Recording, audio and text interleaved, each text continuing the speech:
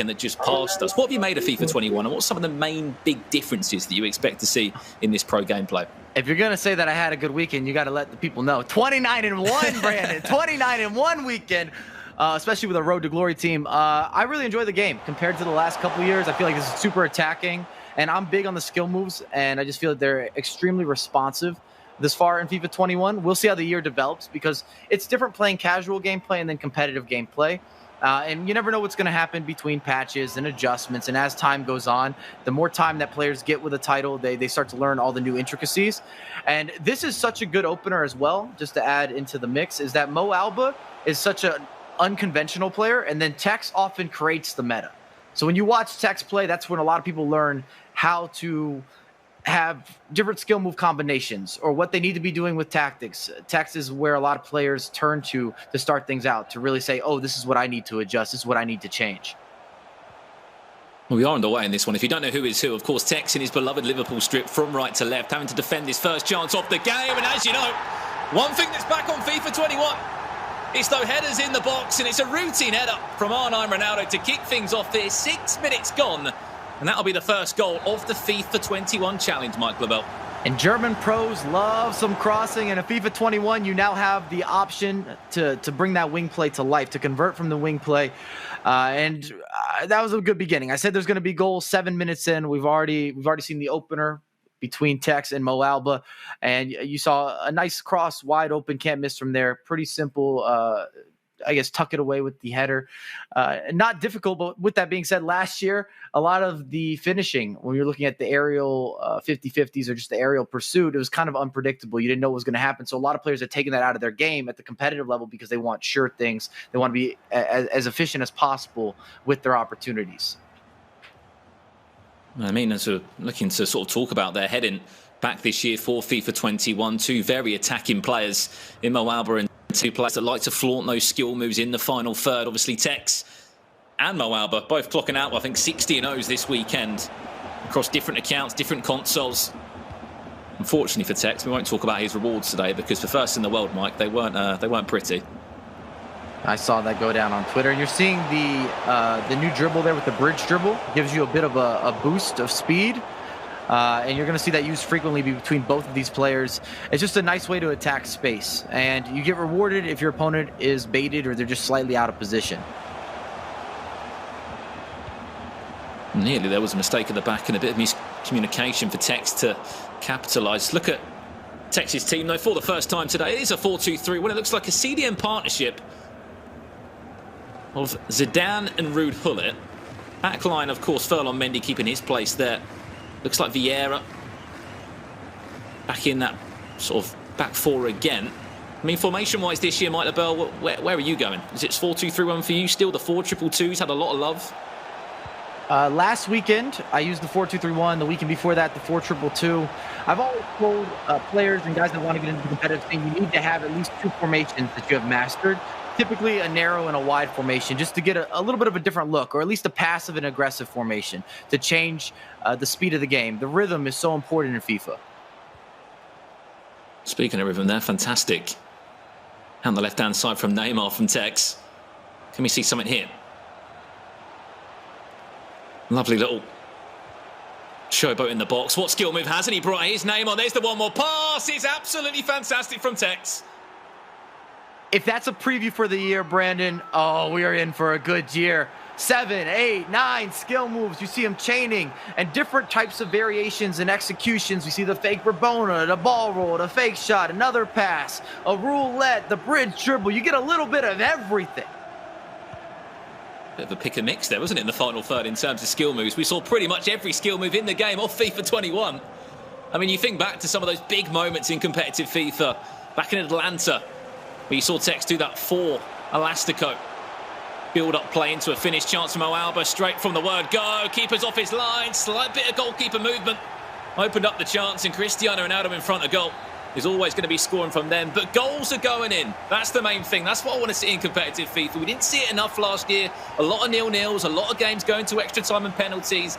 This year's going to be different. I know this is certainly more of a fun environment. You know, this is a charity tournament, but it's great to see attacking FIFA, Mike Labelle.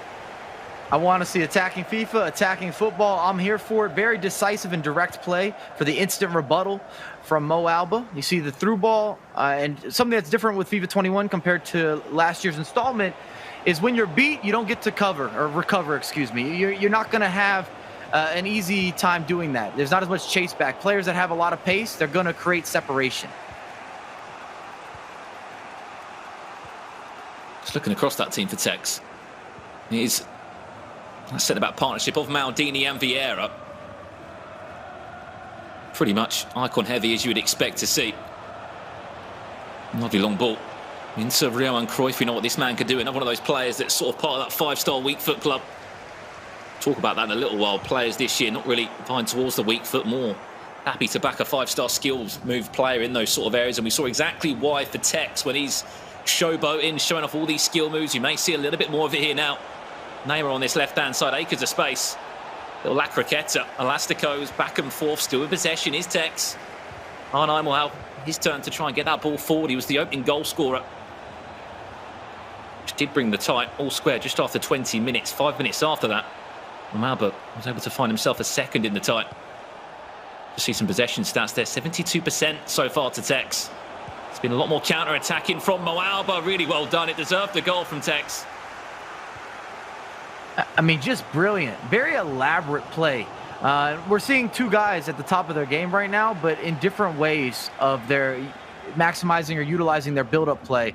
Much more decisive, much more direct from Mo Alba. You see him looking to get in behind. And then Tex is pulling out every trick in the book. Every single skill move has been on display. We don't know how the format of the FIFA 21 Challenge is working. So we have 4 pros and 4 professional footballers all teaming up this evening. Of course, Mo Alba is with Giovanni Reina of Borussia Dortmund. He's going to be in action against Trent Alexander-Arnold in the second leg of this tie. Chance now for Tex. Last one before the first half does end into Arnold. Can he find that one more pass? Just teasing with the defence. A couple of McGeady spins in there. Still with possession. Tex. That ball was just stuck to R9's feet. Tell you what, Brandon, he's dancing in the box. He's just waiting. He's trying to play a game of cat and mouse with the defenders. Can I make you reach so I can show you a lesson? You reach, I teach. It's 2-2, and this has been just quality FIFA here as we get close to halftime. Dangerous minute, though, the 45th minute. We know that one well. Perfect time to score. And a perfect way for this first half to conclude. 2-2 at the moment. That looks like it will do us for the first half here. Long ball forward, referee. We're all done for half-time. A quick chance to look at the half-time statistics, but it's what we want to see. The clash of two titans, Tex and Mo Alba.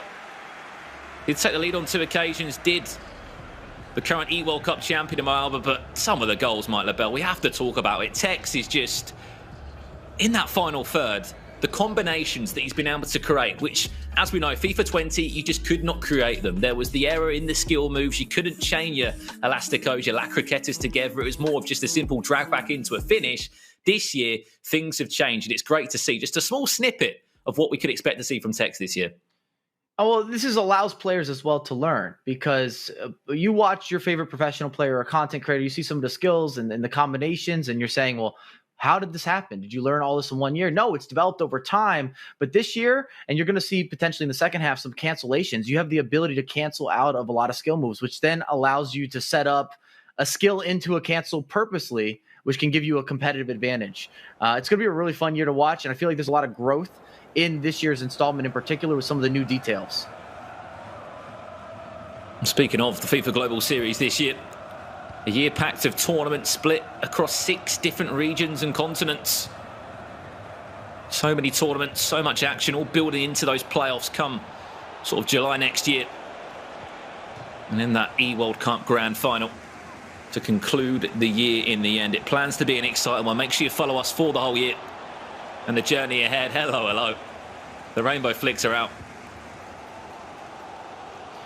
This is also the best year of the rainbow flick, I would say. Just a lot of skill moves have really made a comeback, or they've been revitalized. Can we see a skill move here from Mo Alba? Lovely cut-back ball, well defended from Furlong Mendy there. Came pretty much across into centre-back. Played short. And we'll speak about the lineups because you haven't really had a proper chance to look at how both these two are lining up. It seems like a sort of bog standard 4-2-3-1.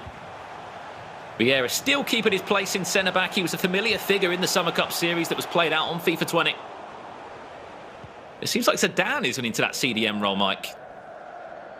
This is our first look at a lot of these icons being put together as a collective. If we've learned anything, that Mendy is obviously at the icon level because he's still being included when you're looking at the competitive scene.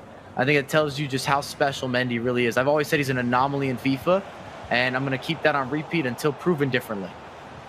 He's also had a huge upgrade. Look, you can see the creative runs already maybe potentially being used. There's one from R9.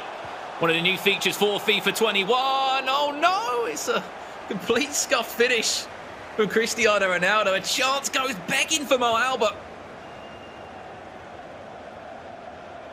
And I hope someone clips that on the stream, but that was a perfect example of being able to use these new off-the-ball runs where Mo Albert was playing the game of who does he want to go to, and he can manually adjust his players on the fly. And that has a lot of room for interpretation and development because it gives you another element that you can add into your gameplay that is completely manual. That's been a corner for his efforts there, Tex. As we said, this is an aggregate scoreline, so whatever the score is from this game, it will go over to the two footballers. And of course, teaming up with our pros today, Trent Alexander-Arnold partnering with Tex, of course, a current Liverpool player, up against one of the biggest Liverpool fans you'll find in Tex. And on the other side of that, current first-team footballer at Borussia Dortmund, Giovanni Reina.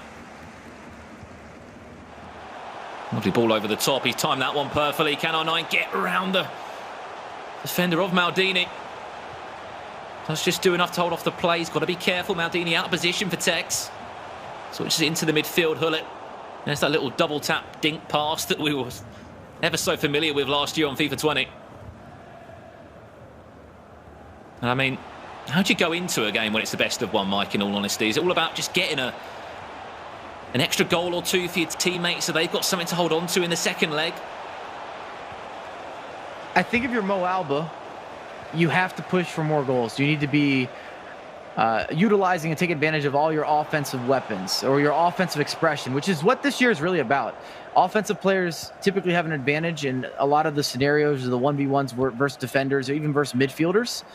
And if you're Tex, I mean, I know Tex doesn't want to drop any games. He wants to put Trent in a advantageous position. But at the same time, you know what Trent's capable of. He's got to be the favorite amongst all the pro footballers that are taking part in this event. Let's not forget also that Trent was heavily involved in our actual Stay and Play Cup. It ran on FIFA 20. Did make it into the quarterfinals there, losing to Jesper Kallstrom of Djurgården, if you can remember that match. Oh my days, Tex, take a bow. Hello, hello. Elastico into the finish. And it's an unbelievable finish from Tex with just 15 minutes left on the clock. I mean, that's not a bad way to maybe give your teammates sort of a step up in the second leg. Are you not entertained? I cannot believe that we're witnessing this. The game's not even been out a month, Brandon. We're dealing with stop, pop, fake shot, elastico, ins, outs, quick turning, L1 dribbling, R1 dribbling, one choose. And then we got to give a lot of credit to Mo Alba as well. He showcased a mastery of new features. A lot of people don't have this in their arsenal, myself included. And I told you, I just came off a great weekend league. It's great to see this just in front of us. Our first taste of competitive FIFA for the FIFA 21 season. And Tex pulling out this in not an easy game at all.